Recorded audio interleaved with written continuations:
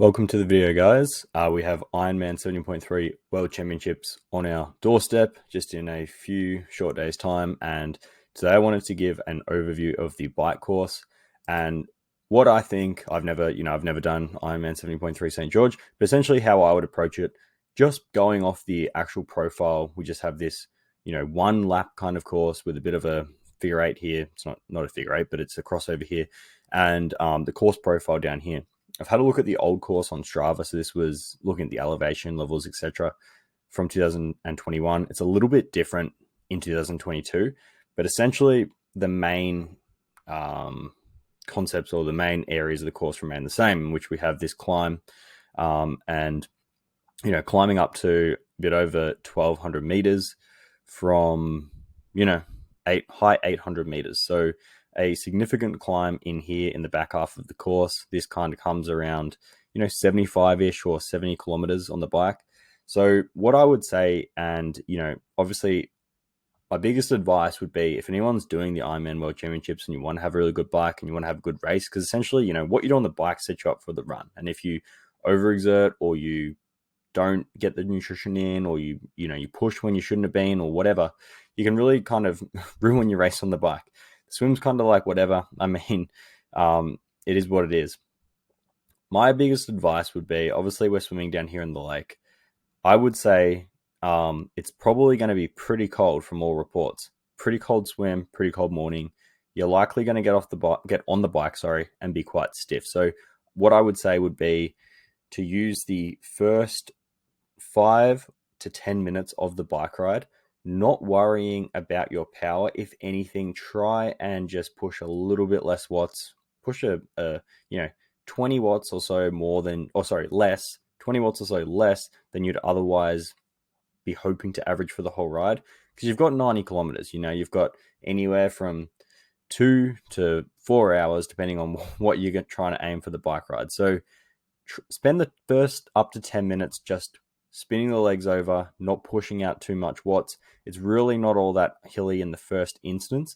It's kind of like falls flat up to the first, 10 kilometers where we hit this peak here. You're going to come out of the swim, swing back onto the service road, and then out onto the main road.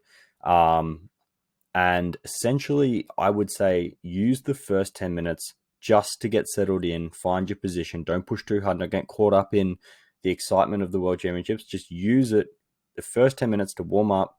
Don't overexert, because you can really kind of ruin your ride, or at least ruin much of your ride, if you go out too hard. So actively try and conserve. That's my biggest tip, at least for the first 10 minutes. Then you start to warm up, get a feel, get the legs back, get settled in, and then you can really open it up. So what I would say, obviously we have quite a hilly course, particularly hilly in the back end, where we're looking at, here's about 70 kilometers to 80 kilometers. So this is coming up the back here, and this is a significant climb. It's by no means a short climb. It's significant.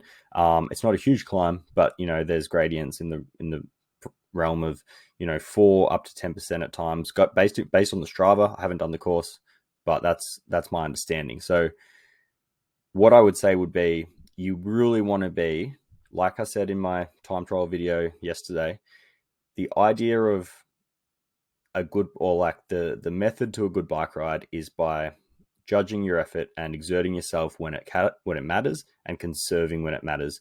Don't focus too much on overall power. And if you are going to try and average a specific power, consider that like your reservoir of watts that you have.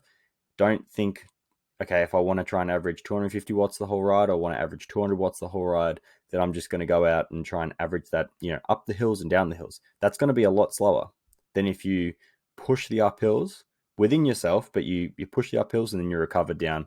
Because ultimately, when we're going uphills, we have a lot less air resistance, and so therefore, what really drives your speed up a hill? It's your power output.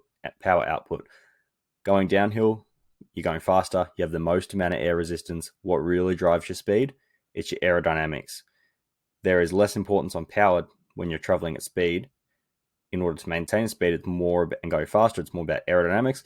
When you're going slower, for example, up a hill, it's more about absolute power. So that's where you can really utilize the course to your advantage. And it's not something that everyone's really going to be thinking about. So I would say what you really want to be doing is, if possible, drive the course or do a little bit of riding on the course in the days prior, but at least drive this climb and get a feel and try and measure your effort, because at the end of the day, once you kind of crest this climb, it's overall net downhill into transition 2.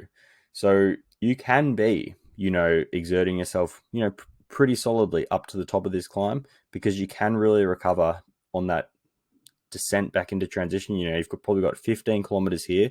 Obviously there's going to be ups and downs, but the net is downhill. So you can use that downhill just to get aero, recover, let the cardiovascular system calm down, spin the legs, get them ready for the run.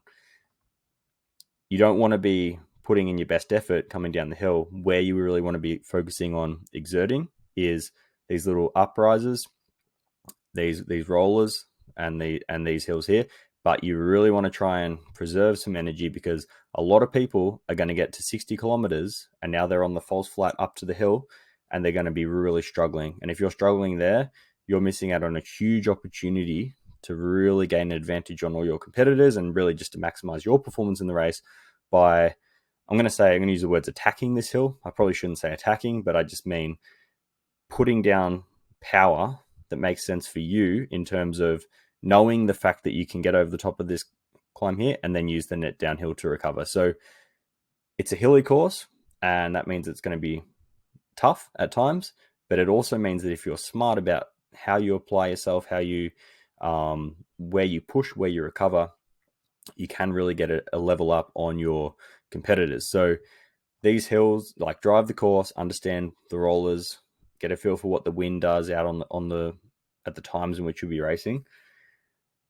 But the biggest tips I would say for race day are, you've got 3 aid stations. It's a hilly course. Make sure you're not carrying 2 or 3 drink bottles that are full up these climbs and rollers, because that's going to slow you down. You can grab 3 drinks out on the course. You don't have to start with your bike packed with drink bottles. Try and grab some nutrition out in the course, unless you've got your own nutrition that you absolutely must have and you don't want to take anything out in the course. So know where the aid stations are, slow down a bit for them, grab a bottle. It's going to be quicker doing that and having less weight on the bike over some of these climbs than it is just trying to pack all your nutrition in on the bike at the start. So my biggest tip would be to say, always remember, don't get caught up in the excitement of it. First 10 minutes of the bike, just settle in, let your body get used to going from the water onto the bike, let the legs warm up, don't overexert yourself. If anything, push 20 watts less than you're hoping to push for the whole day in the first 10 minutes. Relax in that first 10 minutes. Once that kind of passes and you're warmed up and you're feeling, a bit better on the bike, then start to apply the effort for the race. My next best thing would be, or my next, sorry, not best thing, but my next bit of advice for this race, particularly because it's a hilly course, know where these hills are, know where the rollers are, and where particularly know this climb, and calculate your effort so that you're able to apply above what you're hoping to average. And if you're, say, for example, if you're hoping to average 200 watts, you could almost be sitting on 300 watts up these climbs if it's possible, because then you can average, you can sit on 100 watts going down them, or even less. You could sit on 80 watts going down them, just get aero, and you're going to recover. You've got a very big net downhill at the end, so you can really apply the power on that climb.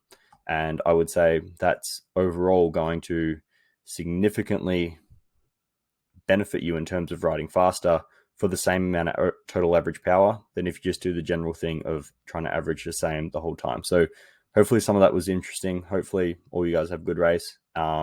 Take care out on the course. Stay safe. Enjoy the race, and I'll see you in the next video.